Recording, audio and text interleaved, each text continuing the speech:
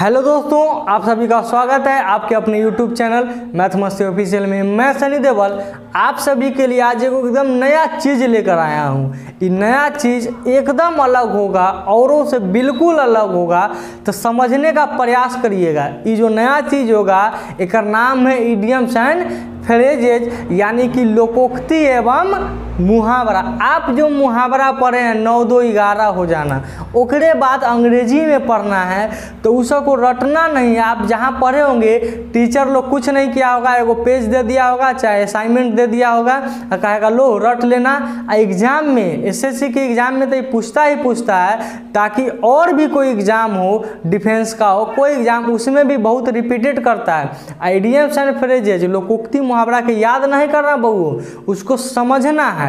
समझ जाइएगा तो दिक्कत नहीं होगा। तो चलिए इडियम्स एंड फ्रेजेज आपके अभी बोर्ड पर एक एक करके इडियम्स एंड फ्रेजेज वहाँ पर दिखाई देगा, हम उसका डिस्कस करेंगे।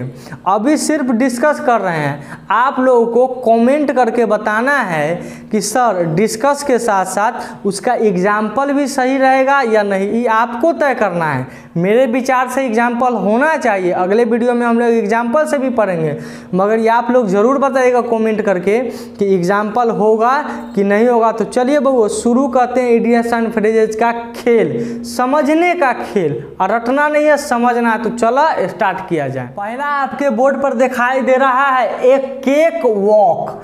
एक केक वॉक, यहाँ पर हम एक बार फिर से लिख देते हैं एक केक वॉक। अब यहाँ से थोड़ा सा के मीनिंग समझाएंगे। एक केक वॉक का मतलब क्या होता है, बोर्ड पर तो दिखाई दे ही रहा है तो होगा तुम लोग को। अब यहाँ देखिएगा एक केक वॉक। अब एगो बात बताओ बहू, केक पर चलना आसान काम है कि बहुत ही कठिन काम है। केक पर चलना, तुमको एगो केक का टेबल दे दिए, केक माने जानता है ना रे, खाने वाला केक जो खाता होगा हैप्पी बर्थडे में, वही केक। अब बताओ केक पर चलना बहुत कठिन काम है कि बहुत आसान काम है? तो कहेगा सर जी केक पर चलिएगा तो हाँ एकदम मज़ा आ जाता है, स्पंज रहता है, दबता है और दबते चले जाते हैं। तो केक पर चलना बहुत ही आसान, दिमाग में आया कि बहुत आसान काम है, तो यहाँ से कर आंसर निकल गया। एन ईजी टास्क, यानी कि जो बहुत आसान टास्क होगा, जो बहुत ही सरल काम होगा, उसके लिए शब्द बना ए केक वॉक। आपके एग्जाम के ऑप्शन में ऐसे ही दे ले रहेगा, एन ईजी टास्क दे देगा और difficult task, an important task, एगो अंतिम में दे देगा नन ऑफ दीज।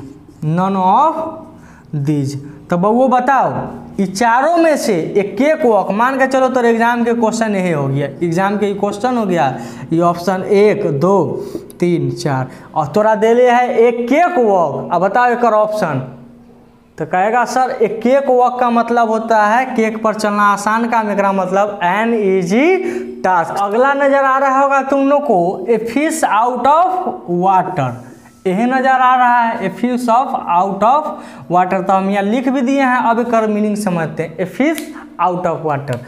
अरे एगो बात बताओ, अगर तुम मछली को बाहर निकाल देगा पानी से तो कैसा महसूस करेगी?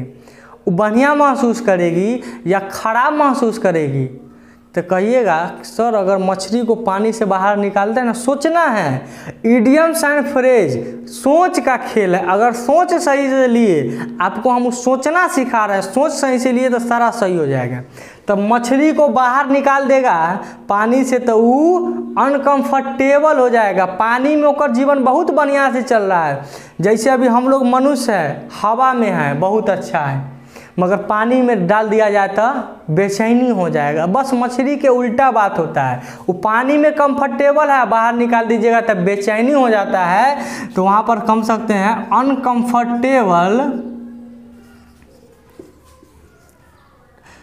अनकंफर्टेबल पोजीशन, यानी कि वो कंफर्टेबल नहीं है, असहज स्थिति कह सकते हैं, यानी असुविधा के स्थिति में है, वो असमंजस के स्थिति में है, यानी कि अनकंफर्टेबल पोजीशन कह सकते हैं, यानी कि वो बेचैन हो सकते हैं, या हम इसका हिंदी असुविधा के स्थिति में लिख सकते हैं, असुविधा की स्थिति कर सकते हैं, असुविधा की स्थिति। ए फिश ऑफ वाटर का मतलब हो गया मछली को अनकंफर्टेबल पोजीशन, असुविधा की स्थिति। तो अगला थोड़ा बोर्ड पर नजर आ रहा होगा, ए बोल्ट फ्रॉम द ब्लू, हम यहाँ लिख देते हैं ए बोल्ट फ्रॉम द ब्लू। अब इसको बड़ा ही आसान तरीका होता है याद करने का, कैसे सर जी? तो देखिए आकाश का रंग कैसा होता है रे बबू? तो आकाश का रंग होता है नीला, द ब्लू है आकाश। अब बताओ, आकाश में से एगो बोल्ट गिरा देगा, एगो नट का टुकड़ा गिरा, अभी आकाश नीला है और ऊपर से एगो टुकड़ा गिर गया, तो ये बढ़िया बात हुआ कि खराब बात हो गया? आकाश में से कहीं सुने हैं नट के टुकड़ा गिरते हुए? वहाँ से बारिश आता है, बर्फ गिरता है, ये बढ़िया बात है। मगर एगो नट गिर गया तो बढ़िया बात है? आप उसका उम्मीद कभी किए हैं कि आकाश में से कभी नट भी गिर सकता है?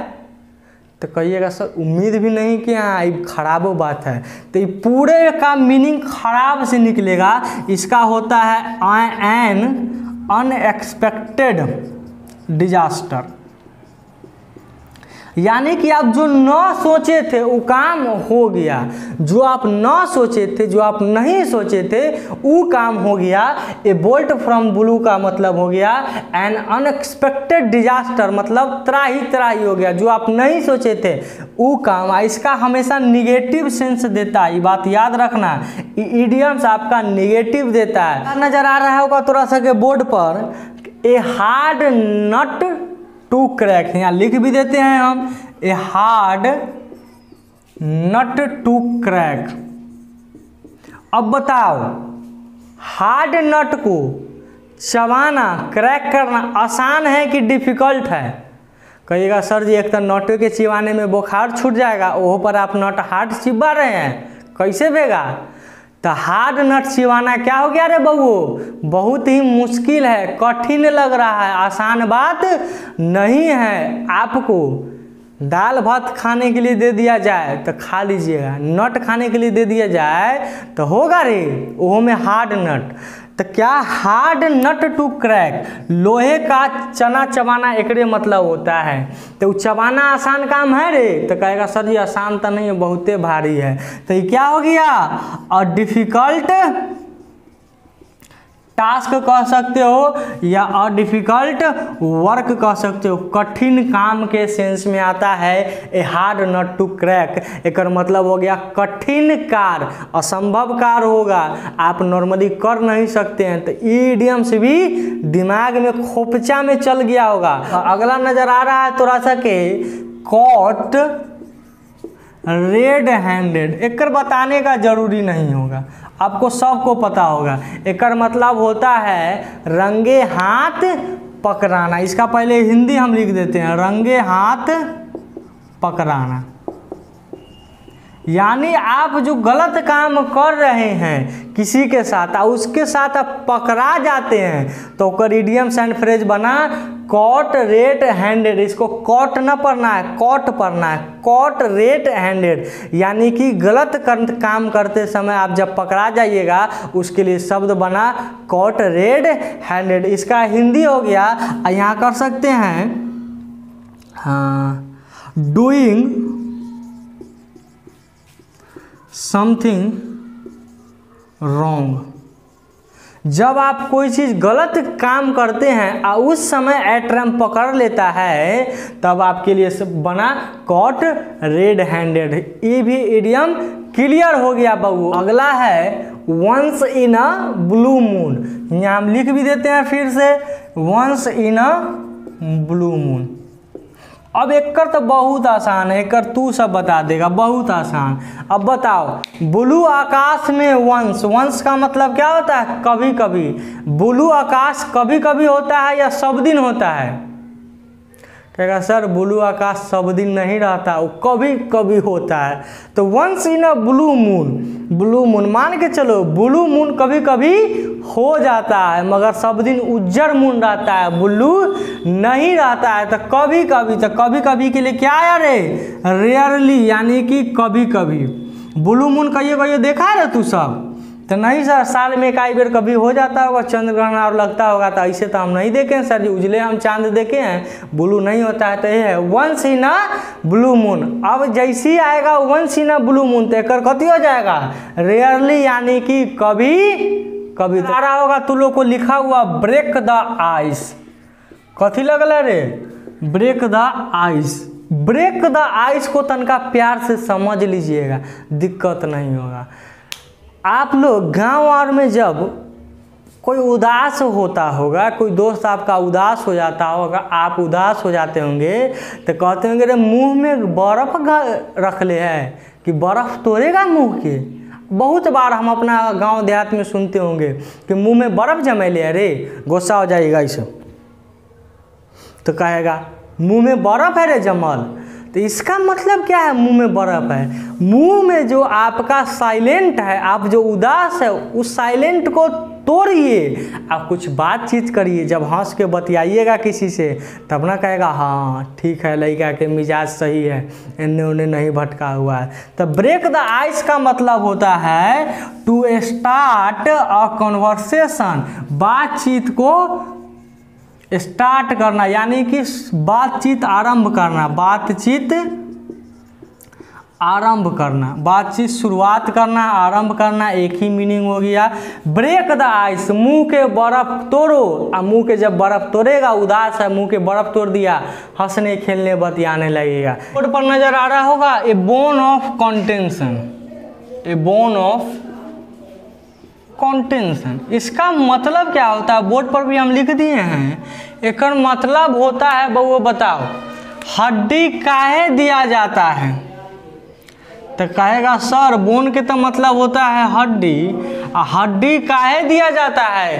तो हड्डी हमेशा लड़ने झगड़ने के लिए दिया जाता है। और कंटेंट का भी मतलब याद रखना है, एक मतलब होता है झगड़ा, एक मीनिंग निकल के आता है कॉज ऑफ डिस्प्यूट, यानी झगड़ा का कारण। एक मतलब होता है झगड़ा का कारण। आप जो लड़ते झगड़ते हैं उसका कारण क्या था, एक मतलब होता है बोन ऑफ कंटेंशन। और हड्डी हमेशा लड़ने के लिए दिया जाता है। तो उम्मीद है बहू यहाँ तक एक एक इडियम्स फ्रेज समझ में आ गया होगा। अगर समझ में आया तो वीडियो को लाइक करिएगा। आई एकदम नया चीज़ है, अलबला का नहीं समझना है, धीरे धीरे समझना है। इस चैनल के साथ बने रहिएगा। मिलते हैं हम लोग अगले वीडियो में, तब तक आपका दिन शुभ हो।